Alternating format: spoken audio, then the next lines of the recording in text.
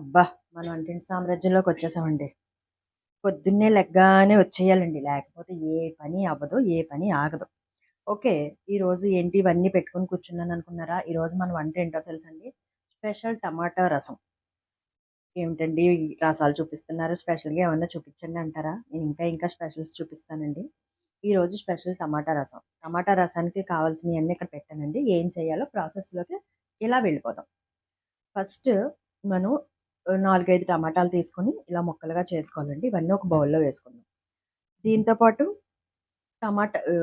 కొత్తిమీర కాడలు వెయ్యాలండి ఫస్ట్. కొత్తిమీర చేసినవి విడిగా పెట్టుకుందాం. కొత్తిమీర కాడలు వెయ్యాలి. ఈ కాడలు ఇవి వేసి గట్టిగా ఇలాగా మెత్తగా చేసేసుకోవాలండి. దీన్ని పిసుక్కొని మెత్తగా చేసేసుకోవాలి. అంటే ఇది మిక్సీలో వేస్తే మెత్తగా అయిపోద్ది కదా అనుకుంటారేమో! కానీ అలా కాదండి. మిక్సీలో వేయడం వల్ల టేస్ట్ పోతది. టమాటా రసానికి ఇలా చేస్తేనే టేస్ట్. ఇది ఎంత చక్కగా పిసికి దీని నుంచి రసం బయటకొచ్చేయాలండి గట్టిగా. ఇవి నాటు టమాటాలయితే చాలా బావుంటాయండి. ఇప్పుడు ఏవి నాటు టమాటాలు రావట్లేదు కదా! అన్నీ హైబ్రిడ్ వస్తున్నాయి కదా! హైబ్రిడ్ టమాటాలొచ్చినప్పుడు మనం ఇంకా టేస్ట్‌గా ఎలా చేసుకోవాలో చెప్తాననమాట. ఇది మెత్తగా అయ్యే వరకు ఇలాగా మనం పిసుక్కోవాలనమాట. చాలా మెత్తగా అయిపోవాలి. ఇందులోంచి జ్యూస్ వచ్చేయాలి. కండ ఉండకూడదు. తొక్కలన్నీ కూడా వేరుపాటైపోయి మెత్తగా కొత్తిమీర కాడలతో ఇలా దీన్ని గుజ్జు చేయడం వల్ల మన చేత్తోనే గుజ్జు చేయడం వల్ల మంచి భలే టేస్ట్ ఉంటదండి. చాలా బావుంటదండి. చూడండి ఇలా గుజ్జయింది కదా! ఈ స్టేజ్‌లో ఇంకొంచెం మనం వాటర్ పోసుకోవాలి. ఇలా ఇలా అయిపోతుంది. చక్కగా మెత్తగా ఇలాగా గుజ్జు చేసుకుంటే చేత్తో నలిపితే ఇలాగా వాటర్‌లా అయిపోతుంది. దీంట్లో మనం ఇంకొంచెం వాటర్ వేసుకుందాం. ఇలా కొద్దిగా వాటరేసుకుంటూ దీన్ని గుజ్జు చేసుకోవటం వల్ల ఏమవుతుందంటే మంచి రసం కొత్తిమీర, టమాటా అనేది టేస్ట్, స్మెల్ కూడా చాలా బావుంటదండి. ఇలా చేయడం వల్ల ఈ ఈ ఈ కన్సిస్టెన్సీలో మనం చేసుకుంటా ఉంటే ఏమవుతుందంటే రసం అంతా దిగిపోయి పిప్పంతా కూడా మన చేతిలోకొచ్చేస్తుంది. చూసారా ఎంతొచ్చిందో? అయినా కూడా ఇంకొక 5 మినిట్స్ అలా చేయడం వల్ల ఏమవుతుందంటే మనకి ఈ టేస్ట్ అనేది ఎన్హాన్స్ అవుతది. ఈ స్టేజ్‌కొచ్చేసరికి ఇది ఏం చేస్తామంటే కొంతమంది తినలేము, వద్దు బావుండదు, ఇది కంచంలో తగులుతుంది, మనం అన్నానికి చేతికి తగులుతుంది అన్నప్పుడు ఇది ఇలా తీసేసుకోవచ్చండి.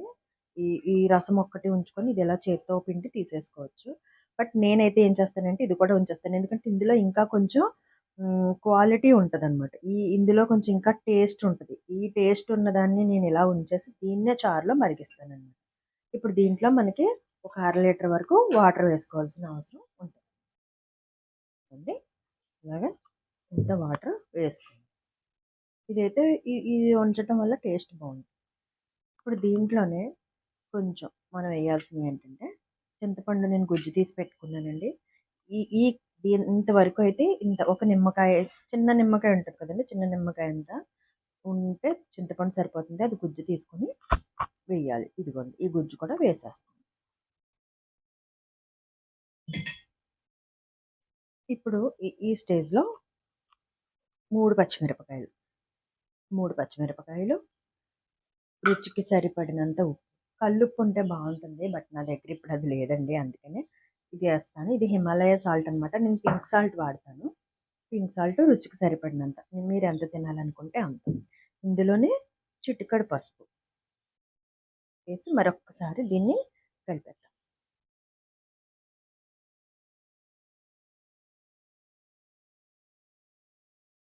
ఇది కలిపేసి ఇది ఒకసారి స్టవ్ మీద పెట్టాలి. అది మరిగేలోపు మనకిక్కడ ఒక ఇంగ్రీడియంట్ రెడీ చేసుకోవాల్సింది ఉందండి. అసలు టేస్ట్ అంతా దీనివల్లే వస్తదనమాట. దీనికి ఏం కావాలంటే కొద్దిగా జీలకర్ర. జీలకర్ర తెలుసు కదండీ! కొద్దిగా జీలకర్ర అంటే ఒక స్పూన్ జీలకర్ర, ఒక హాఫ్ స్పూన్ మిరియాలు, కొద్దిగా వెల్లుల్లి రెబ్బలు, కొద్దిగా కరివేపాకు. ఇవి వేసి శుభ్రంగా దంచాలి. ఇది మిక్సీ కొట్టేస్తాను బావుంటది అని అనుకోవచ్చు. బట్ మిక్సీ కొట్టడం కంటే ఇలా దంచితే చాలా బావుంటదండి. కచ్చా పచ్చాగా దంచాలి. ఏం పేస్ట్‌లా ఏం చేసేయక్కర్లేదు.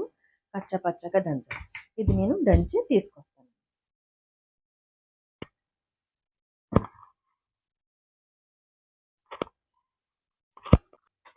స్టవ్ వెలిగించుకొని మీడియం సిమ్‌లో పెట్టుకొని ఇందాక మనం రెడీ చేసుకున్న చారుని ఇలాగా మరగబెడతాం. దీని మీద మూత పెడతాం.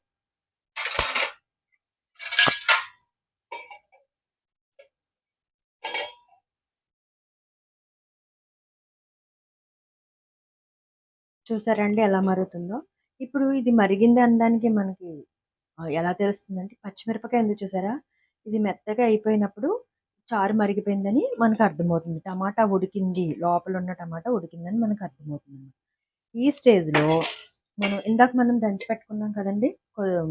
కరివేపాకు, వెల్లుల్లిపాయ, జీలకర్ర, మిరియాలు ఇది ఇందులో వేసేయాలన్నమాట. ఇదే అసలైన టేస్ట్ అండి. ఇంక వేరే టేస్ట్ ఏమీ ఉండదు. ఇదే అసలైన టేస్ట్ అన్నమాట.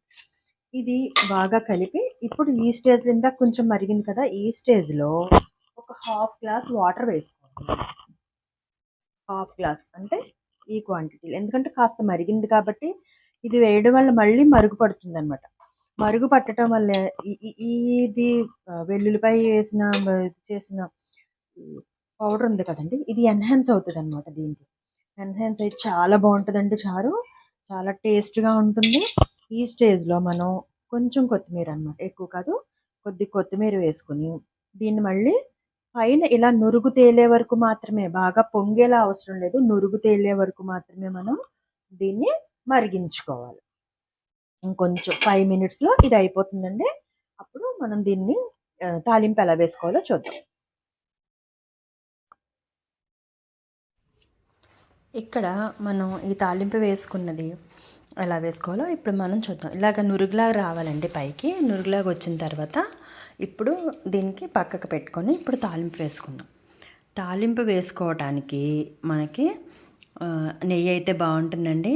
ఈ చారుకి అయితే నెయ్యే మంచి కరెక్ట్గా ఉంటుంది. అవసరం లేని వాళ్ళు నూనె కూడా వేసుకోవచ్చు. నాకు నెయ్యి అంటే చాలా ఇష్టం. కొద్దిగా ఒక స్పూన్ నెయ్యి వేసుకోవాలి. నెయ్యి వేసుకుని కొంచెం కాగిన తర్వాత కాగుతూ ఉంటుందండి. నెయ్యి చాలా టేస్ట్గా ఉంటుందండి. ఈ చారులోకి అయితే నెయ్యే బాగుంటుంది. అయితే కొంతమంది హెల్త్ ప్రాబ్లమ్స్ ఏమన్నా ఉంటే కనుక స్కిప్ చేసేయచ్చు. నెయ్యిలో ఇప్పుడు ఆవాలు వేసుకోవాలి. ఆవాలు జస్ట్ చిటపటలాడిన వెంటనే కొంచెం జీలకర్ర ఆవాలు 2 చిటపటలాడుతున్నాయి అన్నప్పుడు ఇందులో మినపప్పు కంపల్సరీ వేసుకోవాలండి. కొద్దిగా ఒక స్పూన్ మినపప్పు వేసుకోవాలి. దాంతోపాటు తొడిమలతో వేసుకుంటే బాగుంటాయి. ఎండుమిరపకాయలు 2 ఎండుమిరపకాయలు పొడిమలతో వేసుకోవాలి. నేను వేసేస్తున్నాను. ఇప్పుడు కొద్దిగా కరివేపాకు అనమాట. దీన్ని ఒక్కసారి జస్ట్ ఇలా కలిపేసుకుని దీన్ని చారులో వేసుకోవటమేనండి. కొంచెం వేగిన తర్వాత చారులో వేసుకోండి.